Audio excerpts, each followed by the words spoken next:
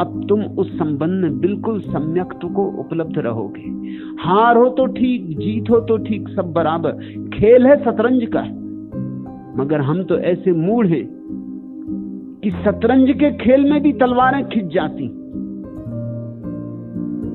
जिंदगी के खेल को शतरंज का खेल समझना तो दूर, शतरंज का खेल जिसमें हाथी घोड़े सब लकड़ी के, या समझो कि अगर बड़े अमीर हुए तो हाथी दांत के, सब हाथी घोड़े झूठे, राजा वजीर झूठे। एक अदालत में मुकदमा था 2 आदमियों पर, एक दूसरे का सिर खोल दिया था। पुलिस पकड़ के ले गई। मजिस्ट्रेट ने कहा कि भाई मैं भी इसी गांव में रहता हूं, तुम्हें भली भांति जानता हूं, तुम दोनों दोस्त हो क्या गया? ऐसी कौन सी बात हो गई कि तुम्हारी जिंदगी भर की दोस्ती टूट गई, तुमने एक दूसरे का सिर खोल दिया? दोनों सिर झुका के खड़े हो गए। एक ने दूसरे से कहा तू ही कह दे। उसने कहा कि नहीं तू ही कह दे। मजिस्ट्रेट ने कहा कोई भी कहो, मगर कहो तो। उन्होंने कहा क्या कहें, कहने योग्य बात नहीं। मजिस्ट्रेट ने कहा कहना तो होगा ही, तो मजबूरी में उन्हें कहना पड़ा। उन्होंने कहा मामला ये, अब आप किसी से मत कहना। हम दोनों नदी के किनारे बैठे गपशप कर रहे थे, रेत में बैठे थे। इसने कहा, इसी ने शुरुआत की, इसने कहा कि मैं एक भैंस खरीद रहा हूं। मैंने कहा देख भाई भैंस मत खरीद, अपनी पुरानी दोस्ती अगर कभी मेरे खेत में घुस गई तो मुझसे बुरा कोई नहीं। अब भैंस के पीछे क्या जिंदगी भर की दोस्ती कमानी, और भैंस का क्या भरोसा, और मैं बर्दाश्त न कर सकूंगा। मेरे खेत में घुस गई तो मार ही डालूंगा भैंस को। सो तू इस झंझट में पड़ी मत, भैंस मत खरीद। और ये एकदम जोश में आ गया, तैश में आ गया। इसने कहा कि तूने समझा क्या है, तेरा खेत है तो कोई भैंस ही ना खरीदे। भैंस खरीदूंगा, और भैंस भैंस है, अगर कभी खेत में भी घुस गई तो अपनी पुरानी दोस्ती इतनी सी बात में खत्म हो जाएगी। और अगर खत्म होनी है तो खत्म हो गई। ऐसी दोस्ती का क्या मूल्य कि जरा मेरी भैंस तेरे खेत में घुस गई और दोस्ती खत्म, तो आज ही खत्म। और भैंस तो भैंस है, मैं कोई 24 घंटे उसके पीछे नहीं घूमता रहूंगा, कभी घुस भी सकती। और याद रख, मेरी भैंस को अगर हाथ भी लगाया तो मुझसे बुरा कोई नहीं। बात बढ़ गई तो मैंने वहीं कहा कि ठीक तो फिर हो जाए। मैंने वहीं रेत पर अपना खेत खींच के बना दिया कि ये रहा मेरा खेत, हो तेरी हिम्मत तो घुसा दे भैंस। और इसने अपनी अंगुली से एक लकीर खींच के कहा कि ये घुस गई भैंस, कर ले क्या करता है। अब फिर आगे का सब हाल पूरे गांव को मालूम। इसलिए हम संकोच करते हैं, कहना भी क्या, न तो अभी कुछ था ही नहीं, मगर बात बिगड़नी से सो बिगड़ गई, सिर खुल गए। अब हम पछताते हैं, मगर जो हो गया सो हो गया। तुम्हारी जिंदगी क्या है? परमात्मा के सामने खड़े होगे तो ऐसे झुक के कहोगे पत्नी से कि अब तू ही कह दे। पत्नी कहेगी कि आप पति परमात्मा हैं, आप ही कहिए। आपके सामने मैं कैसे बोलूं, आप ही बोलिए। तुम्हारे लड़ाई और झगड़े, तुम्हारी मित्रताएं और शत्रुताएं, सब ताश के खेल, और ताशों पे बने हुए राजा और रानी बस मान्यताएं, मगर हम बड़े उपद्रवों में पड़े हुए। दास पलटू गए सुधारा से छोड़ के भया अजान, तू छाछ पीबे। ये कैसा अज्ञान तुझे घेर लिया है? ये कैसी मूर्खता, ये कैसी मूर्छा। जिनके पास सहारे उनके पांव हवा छूती है, किस्मत चांदी की जूती है। जिसने नियम कर दिए जीने, उसको छेड़ा नहीं किसी ने। उन पांवों में पड़ी बिवाई जिनमें मजबूती है। दहले पर बैठे जो नहले, हंस लें और सुबह के पहले। जब तक किरण नहीं आती अंधियारे की तूती है। ये जिस जिंदगी को तुम जिंदगी समझ रहे हो, जब तक किरण नहीं आती अंधियारे की तूती है। इसमें जिंदगी जैसा कुछ भी नहीं, बस जब तक किरण नहीं आती अंधियारे की तूती है। और किरण कहां से आनी? किन्हीं दूर 7 समंदर पारों से नहीं। किरण तुम्हारे भीतर सोई पड़ी, उसे जगाना है, उसे झकझोरना है, उसकी नींद तोड़नी है और एक किरण तुम्हारे भीतर पैदा हो जाए। जरा सी किरण रोशनी की, अंधेरा जरा सा टूटने लगे, फिर तुम चकित होगे कैसे तुम जिए, कैसे व्यर्थ तुम जिए। जहां वसंत हो सकता था वहां केवल पतझड़ ही रहा। जहां फूल खिल सकते थे केवल कांटे लगे। एक समय था जब मुझे लगता था कि मैं किसी पहाड़ पर खड़ा हूं, मन से तन से तगड़ा हूं, लेकिन अब लगता है मैं किसी पहाड़ के बोझ से मर रहा हूं, हर रोज पीले पत्ते सा झर रहा हूं। ये अकड़ बस 2 दिन की है, ये जिंदगी ही 4 दिन की।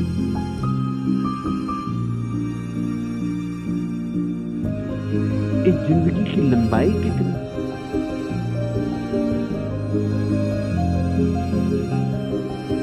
दो आरजू में कट गए तो इंतजार में बस 4 दिन, मांग कर लाए थे 4 दिन। 2 मांगने में, आरजू में, और 2 इंतजार में, प्रतीक्षा में कि अब आया, अब आया, अब मिला, अब मिला। और एक दिन मौत आती है, मिट्टी मिट्टी में गिर जाती है और मृत्यु के क्षण में बहुत पछतावा होता है कि इस जिंदगी को सोना बना सकते थे, ये मिट्टी ही रह गई। इस सोने में सुगंध भी ला सकते थे और ये मिट्टी ही रह गई। इस कीचड़ में कमल खिल सकते थे और ये कीचड़ और भी कीचड़ होकर समाप्त हो गई। नहीं, ऐसा विषाद तुम्हें पकड़ेगा अगर हरिनाम से अपनी नाव को जोड़ लो। धन्य है संत निज धाम सुख छाड़ी के, आन के काज को देह धारा। पलटू कहते हैं कि चकित होता हूं मैं, चकित होने की बात है। ये इस जगत का सबसे बड़ा चमत्कार है कि बुद्ध पुरुष अपने अंतरलोक को छोड़कर तुम्हें समझाने की चेष्टा में संलग्न होते, अपने भीतर के आनंद को छोड़कर तुम्हारे साथ सिर मारते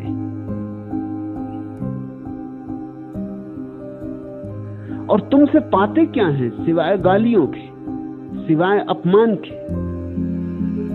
तुम्हारे पास और देने को कुछ है भी नहीं।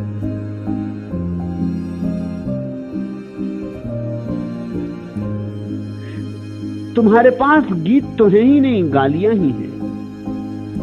तुम्हारे भीतर फूल तो खिले ही नहीं, कांटे ही हैं। और जो तुम्हारे पास है वही तुम दे सकते हो। आखिर बुद्धों को तुमने दिया क्या है? जीसस को तुमने क्या दिया? कांटों का ताज। मंसूर को तुमने क्या दिया? हाथ पैर काट लिए, जवान काट ली, गर्दन काट ली। सुकरात को तुमने क्या दिया? जहर। तुम खुद जहर पीते हो और अगर तुम्हें कोई जगाने आ जाए तो तुम बर्दाश्त नहीं करते। इस जगत में बड़े से बड़े चमत्कारों में ये चमत्कार है। धन है संत निज धाम सुख छाड़ी के, आन के काज को देह धारा। कोशिश करते हैं सोए हुए लोगों को जगाने की, उनका काम पूरा हो गया है। चाहे तो इसी क्षण देह से उड़ जाएं, उनका पिंजरा खुल गया है, दरवाजा खुला है। मगर रुके, जितनी देर तक बनता है रुकते, जितनी देर संभव होता है रुकते, कि शायद 2-4 पंछी उनके साथ उड़ने को राजी हो जाएं। उन्हें तो मानसरोवर का मार्ग मिल गया है, लेकिन शायद 2-4 और मानसरोवर के यात्री हो जाएं। ज्ञान शमशेर ले पीठ संसार में, सकल संसार का मोह डारा। लेके तलवार कूल पड़ते हैं संसार में कि लोगों का मोह काट दे।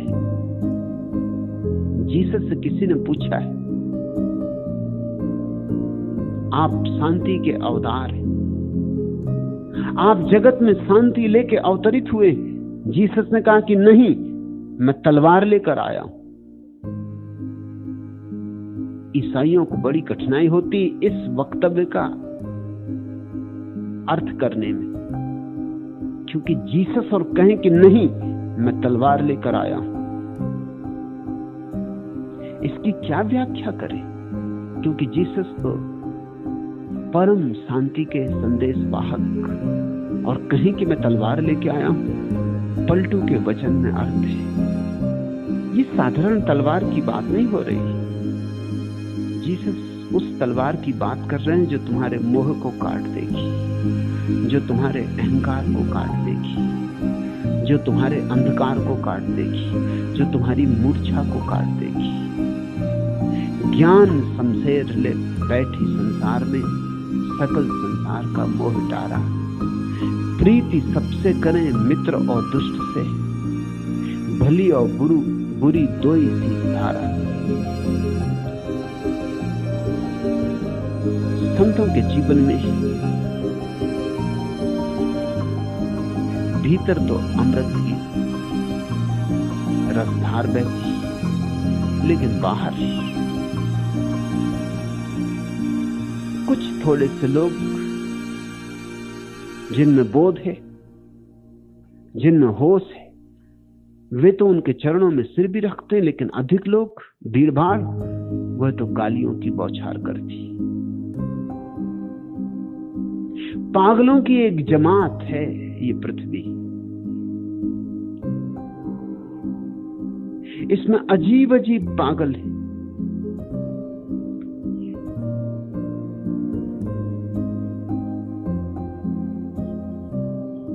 जहां अहंकार है वहां पागलपन है, और जहां अहंकार है वहां सिर्फ भूलें ही हो सकती। वहां सत्य खो जाता है, सत्य तो दूर, वहां साधारण सज्जनता भी खो जाती। मुल्ला नसरुद्दीन स्टेशन जाने की जल्दी में था और कोई टैक्सी नहीं मिल रही थी। अंततः उसने सोचा कि किसी कार से लिफ्ट मांगी जाए, वरना गाड़ी पकड़ना मुश्किल। सो पहली ही जो कार निकली वह देश के एक महान नेता की थी। मुल्ला को कुछ पता नहीं, वो तो स्टेशन जाने की जल्दी में था। घंटाघर की घड़ी घंटे बजा रही थी, बस मिनटों में अगर नहीं पहुंचा तो चूक जाएगा, और जाना जरूरी है, पहुंचना जरूरी है। तो उसने हाथ दिया, कार रुकी। बिना कुछ पूछे ही मुल्ला झट से पीछे का दरवाजा खोलकर भीतर घुस गया। महान नेता को महान क्रोध आया। महान नेताओं को महान ही चीजें होती। वे गुस्से में बोले, उल्लू के पट्टे, नीचे उतरो। क्या आपने बाप की गाड़ी समझ रखी? जानते नहीं मैं कौन हूं? हाथ देकर गाड़ी क्यों रोकी? तुम कौन हो गाड़ी रोकने वाले? मुल्ला नसरुद्दीन ने हाथ जोड़े और कहा, अरे अरे क्षमा करें नेताजी, आपकी गाड़ी है, मुझे क्या पता है। मैं तो स्टेशन जाने की जल्दी में था। मैं तो समझा कि किसी सज्जन पुरुष की कार होगी।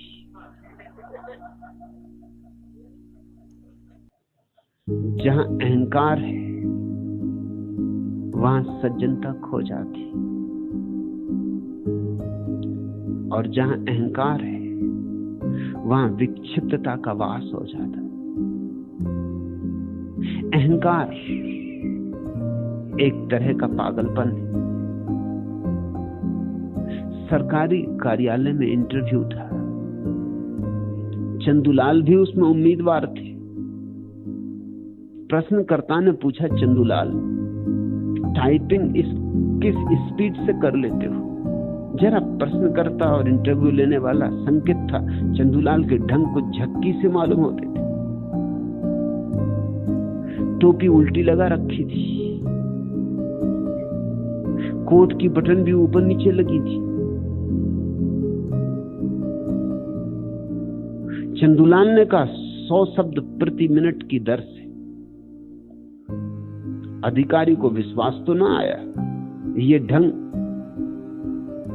और 100 शब्द प्रति मिनट की दर से टाइप करने की क्षमता, बात कुछ जची तो नहीं, लेकिन उसने कहा कोई बात नहीं, आओ करके बताओ। चंदूलाल बेधड़क आगे बढ़े, टाइप करने बैठ गए। करीब आधा घंटे बाद अधिकारी आया, देखा कि अभी तक चंदूलाल ने केवल 3-4 शब्द ही टाइप किए। जवाब में चंदूलाल ने कहा, माफ करिए, मुझे हिंदी टाइपिंग नहीं, अंग्रेजी टाइपिंग का ज्ञान। अधिकारी ने उसे अंग्रेजी टाइपिंग की मशीन दी। फिर आधे घंटे बाद आया तो देखा चंदूलाल ने एक शब्द भी टाइप नहीं किया। क्यों जी, तुम तो कहते थे अंग्रेजी टाइपिंग बहुत तेजी से कर लेते हो, अभी तक खाली क्यों बैठे हो? जी हाँ, चंदूलाल बोले, हिंदी टाइपिंग यद्यपि मैं तेजी से नहीं कर पाता, लेकिन हिंदी पढ़ते बन जाती।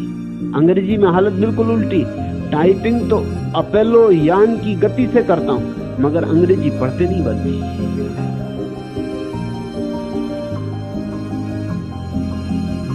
अहंकार में उलझे हुए आदमी की बड़ी दुविधा है, द्वंद्व है। सब अधूरा अधूरा है, कुछ पूरा नहीं। सब खंड खंड है, कुछ अखंड नहीं। ज्ञान वासा है, उधार है, अपना नहीं। अज्ञान अपना है और ज्ञान वासा है, उधार है। और ज्ञान पे भरोसा है और अपने अज्ञान को तो देखता भी नहीं। देखे तो तोड़ने की चेष्टा हो सकती है। सोचना, जो भी तुम जानते हो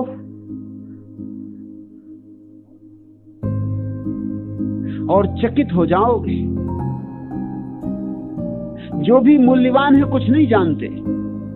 ईश्वर, आत्मा, स्वर्ग, नरक, पाप, पुण्य, कर्म, अकर्म, ये सब तुम बकवास की तरह करते हो। इसमें से किसी भी चीज का तुम्हें कोई स्वानुभव नहीं, मगर लोग ब्रह्म चर्चा कर रहे हैं।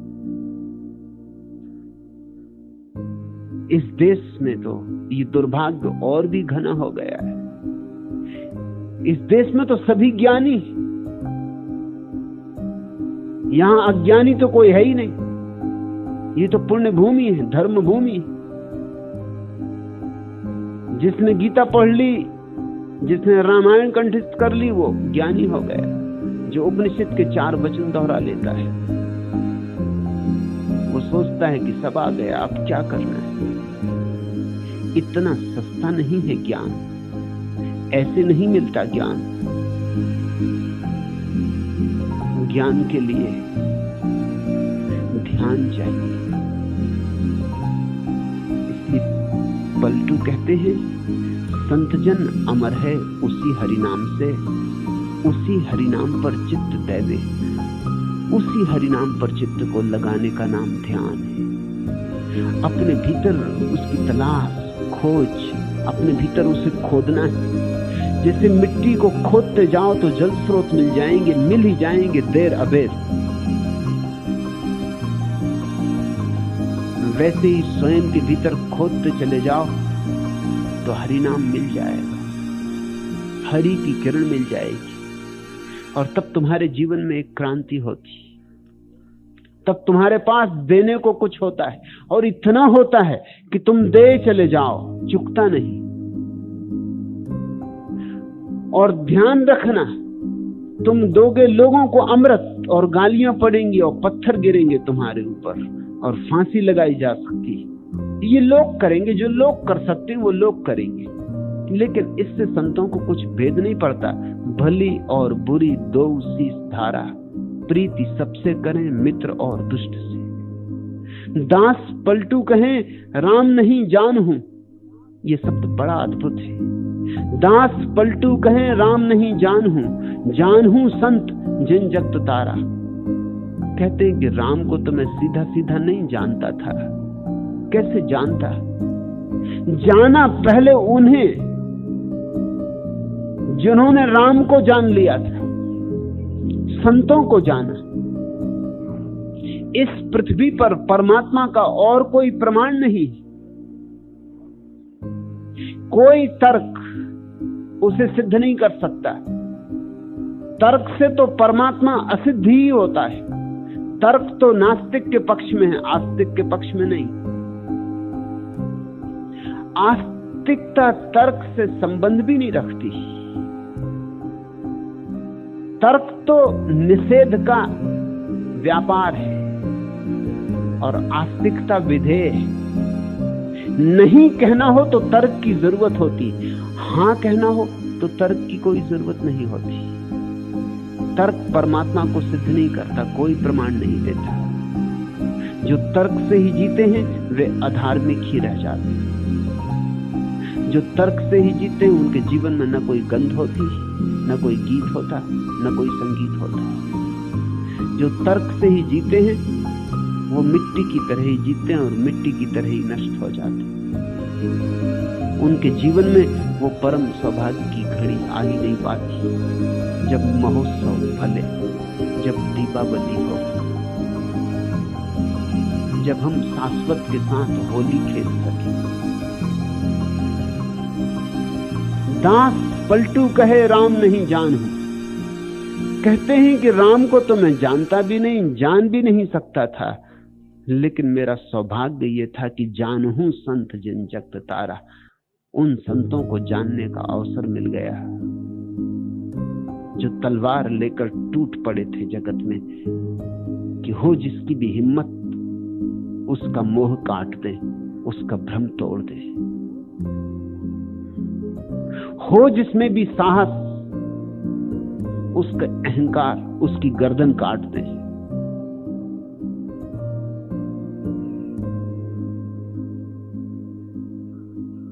लेकिन जिसने संत को जान लिया उसके लिए परमात्मा के प्रमाण मिलने शुरू हो जाते। संत के सानिध्य में प्रमाण है, संत की तरंगों में प्रमाण है, संत के आसपास बरसते प्रसाद में प्रमाण है। लेकिन इस प्रसाद को, इस तरंग को, इन फूलों की वर्षा को वही झेल पाएगा जो हृदय खोल के बैठे।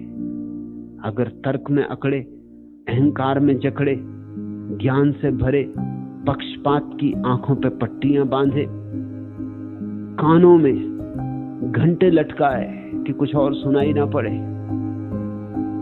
अगर इस तरह आके संत के पास भी बैठे तो नदी के पास भी आए और प्यासे ही लौट जाओगे।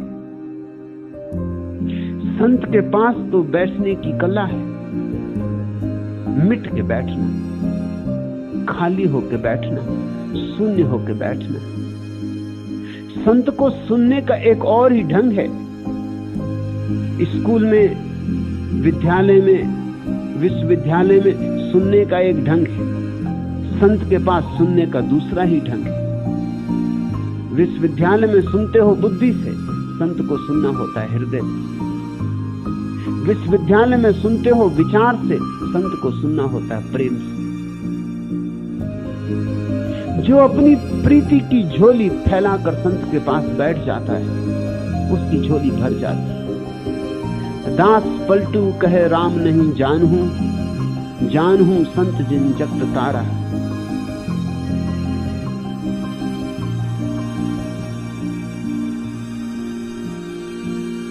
उम्र अबद से खिज्र को बेजार देखकर, खुश हूं फुसूने नरगिसे बीमार देखकर। अब जुस्तजुए दोस्त की मंजिल कहीं भी हो, हम चल पड़े हैं राह को दुश्वार देखकर। अब इससे क्या गरज कि हरम है कि दैर है, बैठे हैं हम तो साया ए दीवार देखकर।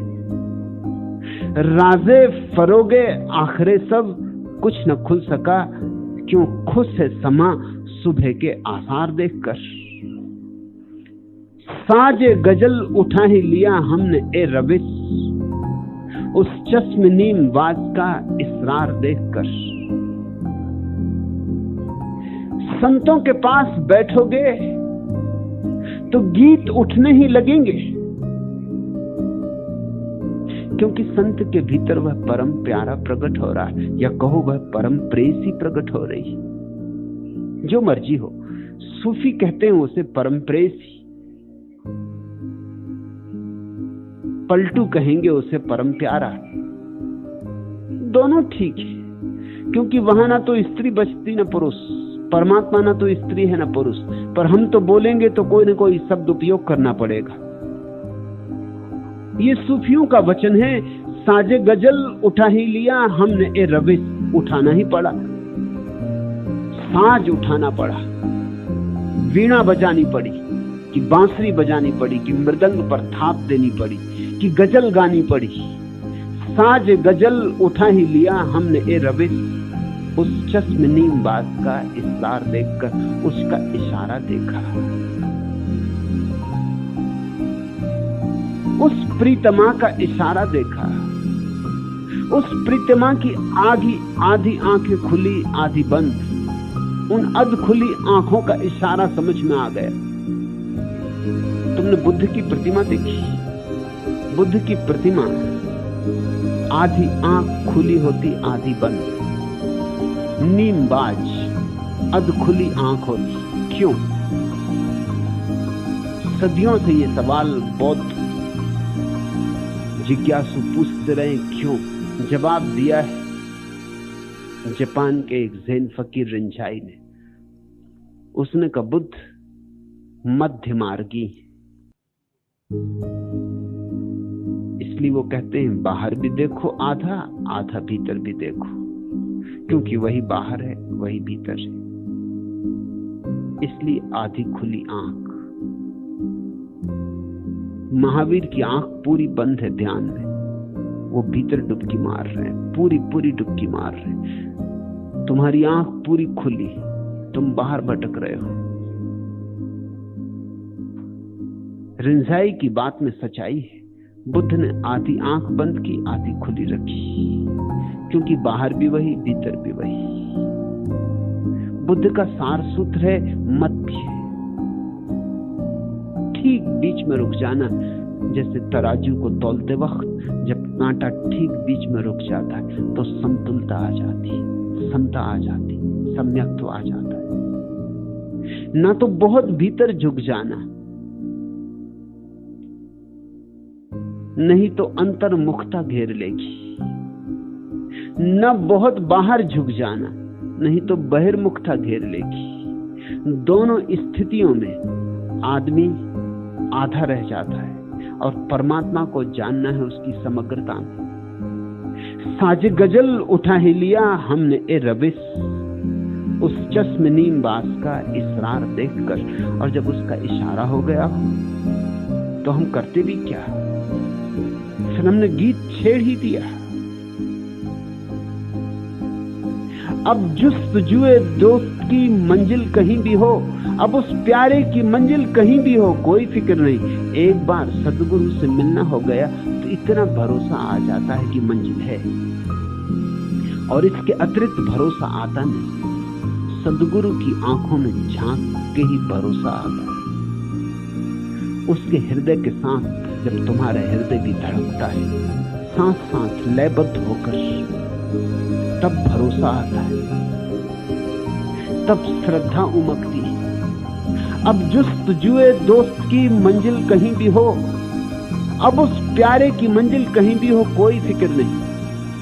हम चल पड़े हैं राह को दुश्वार देखकर, और ये भी हमें मालूम है कि रास्ता कठिन है, और ये भी हमें मालूम है कि चढ़ाई है और पहाड़ की यात्रा है, मगर कोई फिक्र नहीं। एक बार जिसने सद्गुरु की आंख में झांक लिया, उससे ये बात पक्की हो जाती है। अब जुस्तजुए दोस्त की मंजिल कहीं भी हो, हम चल पड़े हैं राह को दुश्वार देखकर। अब इससे क्या गरज कि हरम है कि दैर है, बैठे हैं हम तो साया दीवार देखकर। और सच्चा प्रेमी परमात्मा का ये फिक्र नहीं करता कि मस्जिद है कि मंदिर है, कि गुरुद्वारा है कि गिरजा है। इसकी भी फिक्र नहीं करता कि सद्गुरु हिंदू है कि मुसलमान की ईसाई। अब इससे क्या गरज कि हरम है कि दैर है, बैठे हैं हम तो साया दीवार देखकर। अब मंदिर की दीवार हो कि मस्जिद की क्या फर्क पड़ता है, हमें तो छाया मिल रही, हम तो छाया देख के बैठ गए। मस्जिद की दीवार भी छाया दे देती है, मंदिर की दीवार भी छाया दे देती है, और धूप से जो तड़फ रहा है उसे छाया चाहिए। वो ये फिक्र नहीं करता कि मंदिर मस्जिद। राजे फरोगे आखिरी सब, कुछ न खुल सका, क्यों खुश है समा सुबह के आसार देखकर। बड़ा प्यारा वचन कि इस बात का राज पहले नहीं खुल सका था कि सुबह होती देखकर समा खुश क्यों है। समा को खुश नहीं होना चाहिए, क्योंकि सुबह होते ही समा बुझा दी जाएगी। समा को तो खुश होना चाहिए रात देखकर, क्योंकि रात में समा जलेगी, दिया जलेगा। सुबह हुआ कि दिया बुझा। सुबह को देख के समा इतनी खुश क्यों है?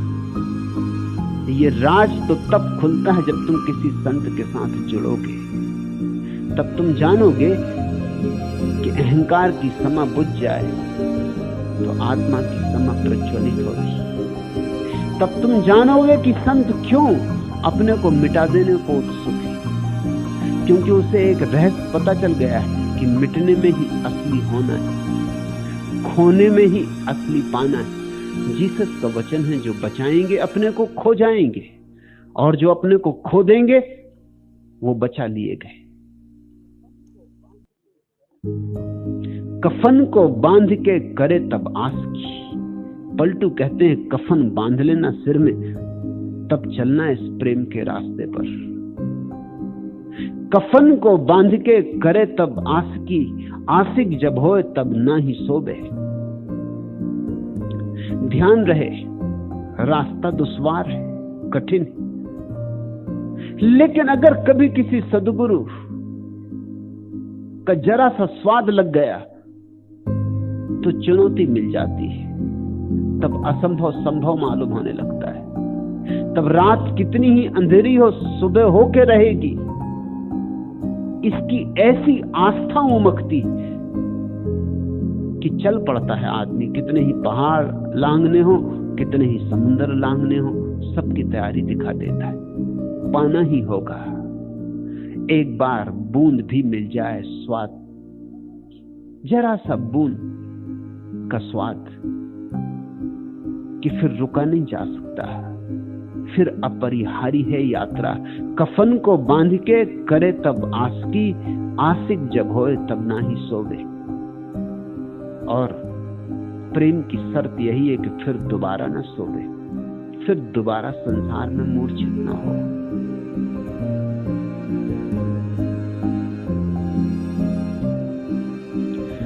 नशाए मैं के सिवा कितने नशे और भी हैं, कुछ बहाने मेरे जीने के लिए और भी हैं।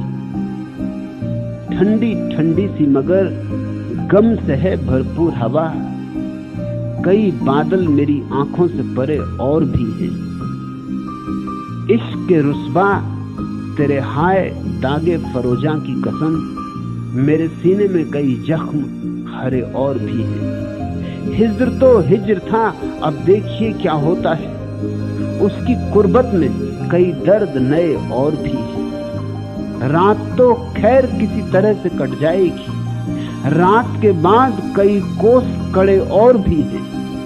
वादी ए गम में मुझे देर तक आवाज न दे, वादी ए गम के सिवा मेरे पते और भी हैं। यात्रा तो कठिन है, यात्रा तो लंबी है, यात्रा तो करीब करीब असंभव है, लेकिन असंभव की चुनौती न लोगे तो तुम्हारे भीतर आत्मा भी पैदा न होगी। असंभव की चुनौती के स्वीकार में ही आत्मा का जन्म। जितनी बड़ी यात्रा पर तुम निकलते हो उतने ही बड़े तुम हो जाते हो। जितने विराट की तुम तलाश करते हो उतने ही विराट तुम हो जाते हो। क्षुद्र से दोस्ती न बांधना, नहीं तो क्षुद्र हो जाओगे। दास पलटू कहे राम नहीं जानहूं, जानहूं संत जिन जगत तारा। कुछ मैत्री बनाओ किसी सदगुरु से, उसकी हाथ की तलवार देखकर भाग मत खड़े होना। काटेगा तुम्हें, जरूर काटेगा, मारेगा तुम्हें, क्योंकि तुम जैसे हो अभी झूठे हो। तुम्हें मिटाएगा, क्योंकि तभी तुम्हारा वास्तविक जन्म हो सकता है। तुम द्विज हो सकते हो और तुम्हारा दूसरा जन्म होना चाहिए, देह का नहीं, आत्मा का। हिज्र तो हिज्र था, अब देखिए क्या होता है। उसकी कुर्बत में कई दर्द नए और भी। संसार के दुख हैं, लेकिन जब तुम परमात्मा के समीप आने लगोगे तो तुम्हें नई पीड़ाओं का अनुभव होगा। पीड़ाएं जो बड़ी मीठी, पीड़ाएं जो बड़ी मधुर, पीड़ाएं जो आर पार भेद जाती, छेद जाती। हिज्र तो हिज्र था, अब देखिए क्या होता है। उसकी कुर्बत में कई दर्द नए और भी। रात तो खैर किसी तरह से कट जाएगी, रात के बाद कई कोस कड़े और भी। धर्म कायरों के लिए नहीं, साहसियों के लिए, दुस्साहसियों के लिए। कायरों ने तो अपने मतलब के धर्म बना लिए, यज्ञ कर लिया, हवन कर लिया, घंटी बजा ली पत्थर की मूर्ति के सामने और सोचा कि धर्म हो गया, कि चर्च हो आया हरि रविवार को, कि सोचा कि धर्म हो गया, कि जाके 2 फूल चढ़ा दिए और सोचे कि धर्म हो गया। अपने को कब चढ़ाओगे? जब तक अपने को न चढ़ाओगे तब तक धर्म नहीं होगा।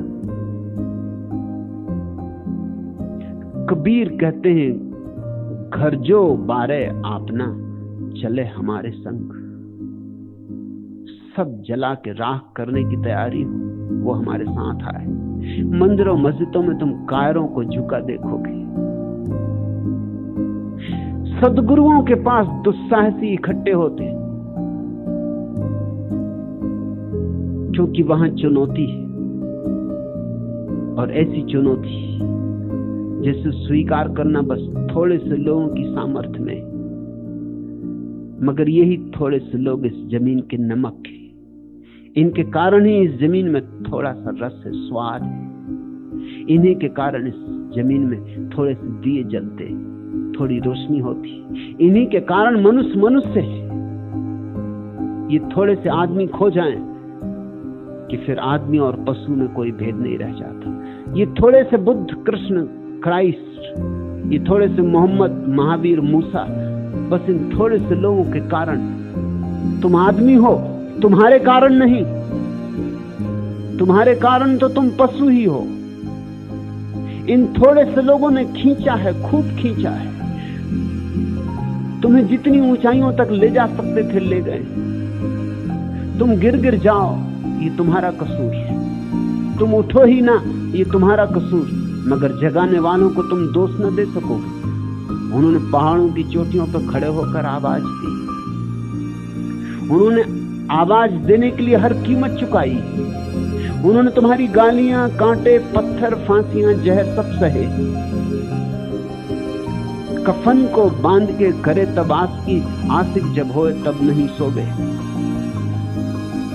चिता बिनु आग के जरे दिन रात ही जब, और फिर एक ऐसी आग लगती है भीतर कि चिता कहीं दिखाई नहीं पड़ती, आग कहीं दिखाई नहीं पड़ती, और फिर भी भक्त जलता है। मगर ये जलना सौभाग्य है, क्योंकि इसमें केवल कचरा जलता है, सोना तो निखर आता है। जीवत ही जान से सती हो गए। मृत्यु तो नहीं होती, मगर जीते जी भक्त सती हो जाता, क्योंकि परमात्मा से उसका जो प्रेम है,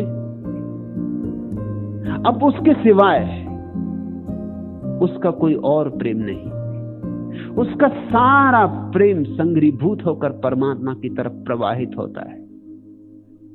वो बहुत धाराओं में नहीं बहता, वो बहुत दिशाओं में नहीं बहता।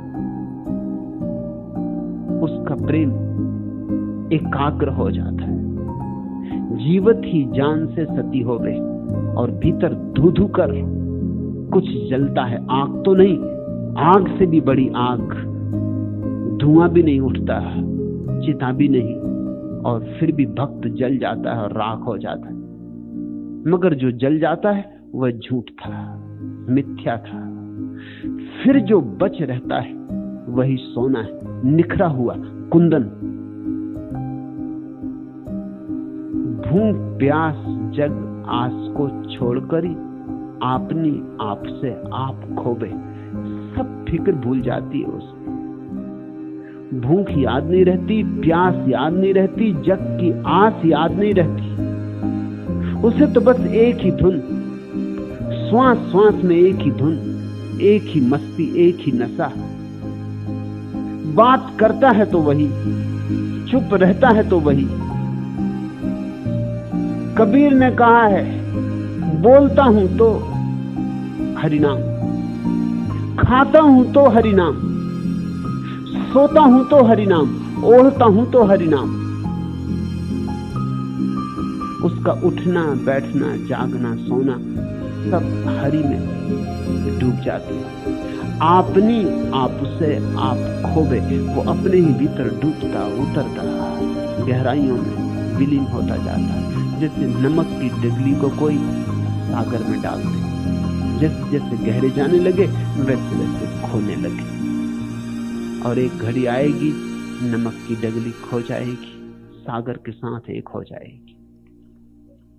दास पलटू कहे इश्क मैदान पर, दे जब शीश तब ना ही रोवे।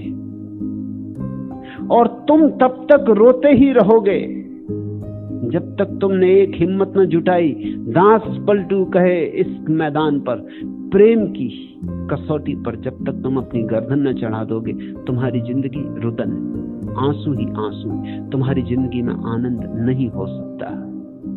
आनंद सिर्फ उनके लिए है, दे जब शीश तब नहीं रोवे। फिर कोई दुख नहीं, फिर सच्चिदानंद है।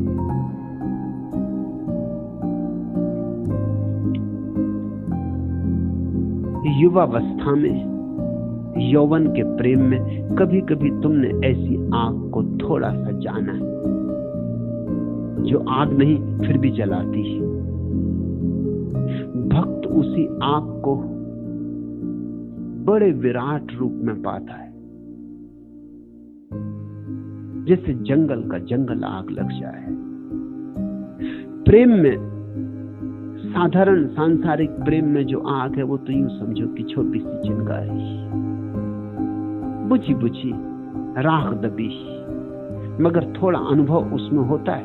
इसलिए जिन्होंने प्रेम का अनुभव किया है उन्हें भक्ति का अनुभव समझने में सुविधा होती है। जिन्होंने प्रेम का कोई अनुभव ही नहीं किया उन्हें भक्ति को समझना बहुत कठिन हो जाता है। यौवन सुरा जगी है, मेरे भरे भरे मन में यह कैसी आग लगी है।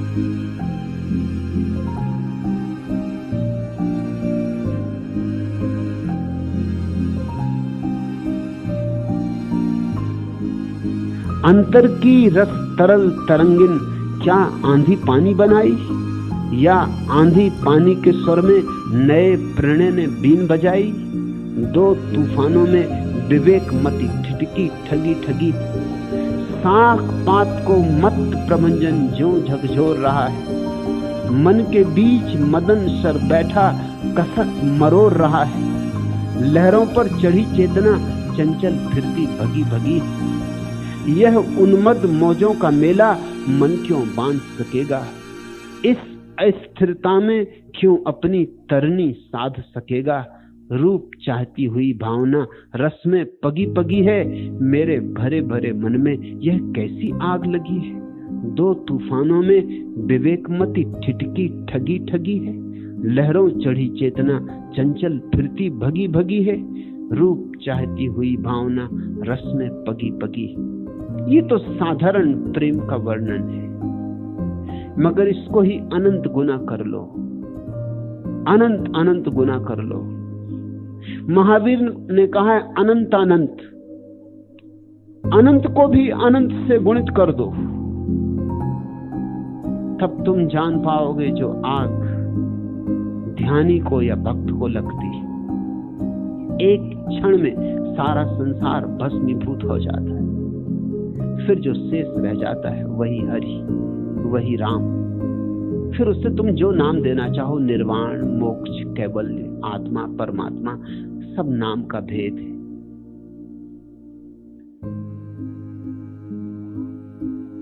दास कहाई के आस न कीजिए, आस जो करे सो दास नहीं। और जब एक बार किसी गुरु के चरणों में दास हो जाओ, एक बार जब किसी गुरु के चरणों में कह दो बुद्धम शरणम गच्छामि, संघम शरणम गच्छामि, धम्मम शरणम गच्छामि, तो फिर एक बात याद रखना, फिर अपनी कोई आस मत रखना। दास कहिए आस न कीजिए, आस जो करे सो दास नहीं। छोटे छोटे शब्दों में गहरे सत्य भर दिए पलटू। सीधे साधे आदमी, लेकिन पते की बात कह दी। समझे उनके लिए इशारे काफी। आस जो करे सो दास नहीं। अगर गुरु के पास बैठ के भी आशा जारी रखी कि ये मिल जाए, वो मिल जाए, सिद्धि मिल जाए, रिद्धि मिल जाए, तो भटकते रहोगे। तो गुरु के पास भी बैठे और बैठे भी नहीं, तुम्हारे और गुरु के बीच हजारों कोस का फासला रहा। जितनी आस उतना फासला। अगर आस बिल्कुल नहीं तो फासला बिल्कुल नहीं। तब गुरु धड़केगा तुम्हारे हृदय में और गुरु बोलेगा तुम्हारी वाणी में, और तुम्हारी श्वासें उसकी श्वासें होंगी और तुम उसकी आंखों से देख सकोगे। और यही अनुभव सत्संग है, जब गुरु की आंखों से देख सको, उसके हाथों से छू सको, उसके हृदय से अनुभव कर सको। जब सब फासले गिर जाएं। प्रेम तो एक जो लगा संसार में, भक्ति गई दूरी अब जग तमाई। एक तो प्रेम है जो संसार में लगा हुआ है, बाहर भटक रहा है। जब प्रेम संसार में लगा होता है, धन में, पद में, प्रतिष्ठा में, तब भक्ति बहुत दूर चली जाती है। तब तुम्हें भक्ति का कुछ पता नहीं रह जाता। प्रेम तो एक जो लगा संसार में, भक्ति गई दूरी अब जग तमाही। चाहिए भक्ति को जगत से तोड़िए, जोड़िए जगत से भक्ति जाही। ध्यान रखो, प्रेम को वस्तुओं से जोड़ दो तो संसार बन जाता है, और प्रेम को स्वयं से जोड़ लो तो संसार विलीन हो जाता है। प्रेम को संसार से जोड़ने का अर्थ, वस्तुओं से आशा रखो सुख की, पर से आशा रखो सुख की, तो तुम भगवान से टूट जाते। और जिस दिन तुम भगवान से जुड़े, उस दिन तुम वस्तुओं से टूट जाते। ये दोनों बातें साथ साथ नहीं हो सकती। दास पलटू कहे एक को छोड़ी दे, तलवार दुई म्यान एक नाही, तलवार दुई म्यान एक नहीं चाहिए, एक म्यान में दो तलवारें नहीं चाहिए, दो में से एक छोड़ देना होगा। वस्तुओं की महत्वाकांक्षा, और मिले धन, और मिले पद, और मिले प्रतिष्ठा, अगर इसमें तुम खोए हो तो तुम परमात्मा को ना जान सकोगे। और अगर तुम परमात्मा को जानना चाहते हो तो इन क्षुद्रताओं से अपना मोह भंग करना होगा। जिसको सपने देखने हैं वो जाग नहीं सकता, और जिसको जागना है उसे सपनों से मोह छोड़ना होगा।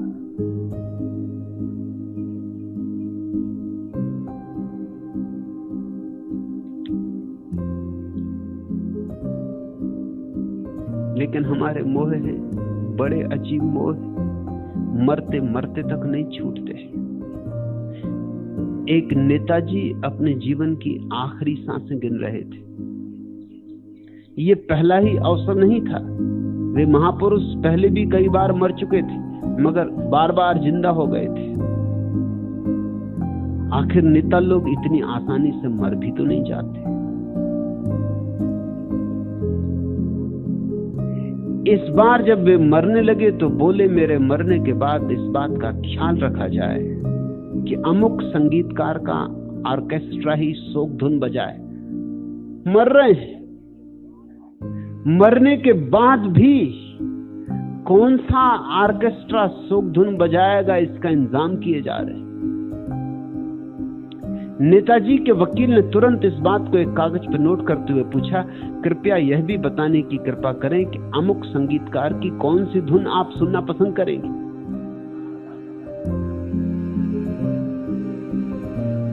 मर के भी लोग संसार को छोड़ते नहीं, इसलिए तो दोबारा आना पड़ता है। जीते जी भी पकड़े रहते हैं, मर के भी पकड़े रहते हैं। मौत भी आ जाती तो भी तुम्हारी मुट्ठी नहीं खुलती। मौत भी आती रहती फिर भी तुम जागते नहीं। इतनी चोट पर चोट खाते हो मगर होश नहीं आता। संसार से अगर इतना प्रेम लगा रखा है तो फिर भक्ति बहुत दूर है। इस सारे प्रेम को इकट्ठा करो, इस सारे प्रेम को एक खट्टी एक धारा बनाओ और इस सारे प्रेम को परमात्मा की तरफ बहाओ। उसके ही सागर की तरफ बहने दो ये गंगा। इसको हजार हजार नहरों में मत तोड़ो, अन्यथा सागर तक ये न पहुंच पाएगी। और सागर तक पहुंचे बिना न शांति है न सुख है।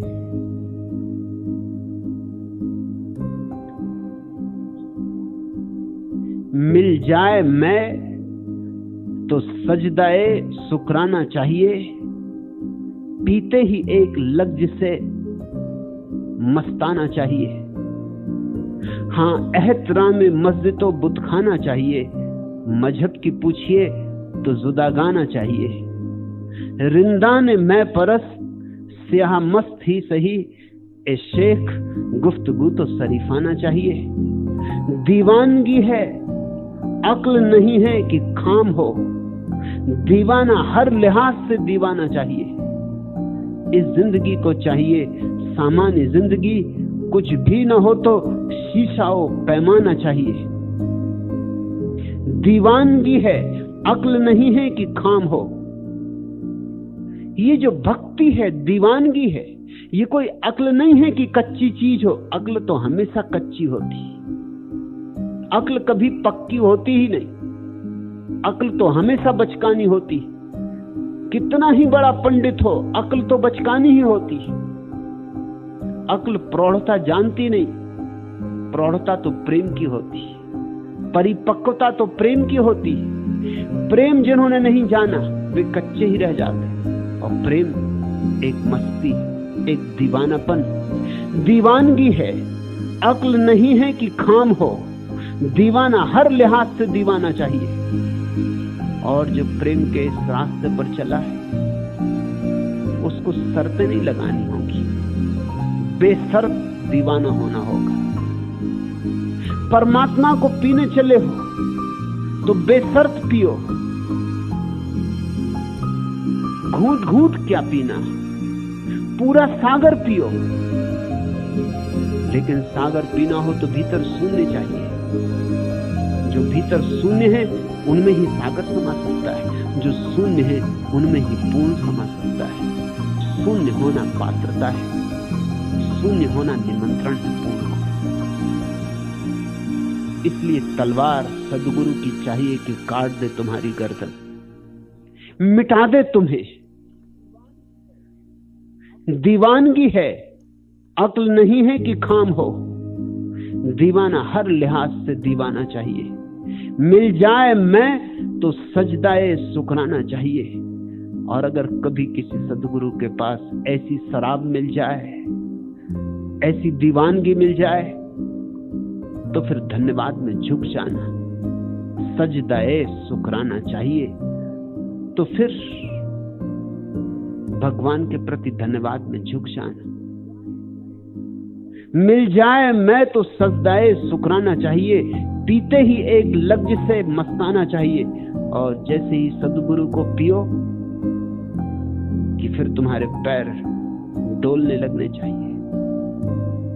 फिर कहीं रखो पैर, कहीं पड़े पैर। दीवानगी है, अक्ल नहीं है कि काम हो। दीवाना हर लिहाज से दीवाना चाहिए। ये पाठ परम दीवानगी के, ये पाठ परम मस्ती के, कायरों के लिए नहीं, साहसियों के लिए, दुस्साहसियों के लिए। जुटाओ साहस,